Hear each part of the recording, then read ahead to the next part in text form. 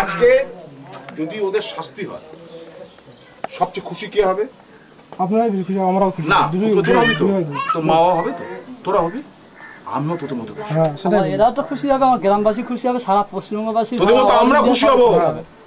কারণ আমরা এই সমাজেও একজন, আমরা জি সমাজে জি। আজকে ওই যে ধনঞ্জয় নাম শুনেছিস, ফাঁসি হয়েছিল, জিজ্ঞেস করবি তো কতদিন মধ্যে ফাঁসি হয়েছিল? না অত বছর মারছিল না, 6 মাস না 7 মাস। না ওটা এমপির টাইম ওরা রাষ্ট্রপতি অ্যাপিল করেছিল, এও তো অ্যাপিল করবে, টাইম লেগেছিল, এও তো অ্যাপিল করবে। এইটা তুই কিভাবে বন্ধ করবি? এটা তুই বন্ধ কিভাবে বন্ধ করবি?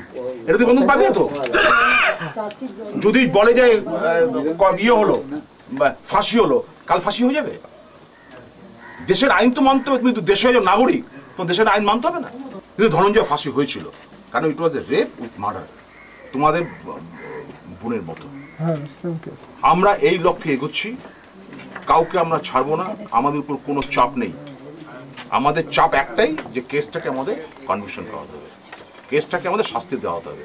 এইটা তোমাদের বলে গেল, এইটাই আমাদের চাপ, এছাড়া আমাদের কোনো চাপ নেই, কেউ আমাদের চাপ দেয় না।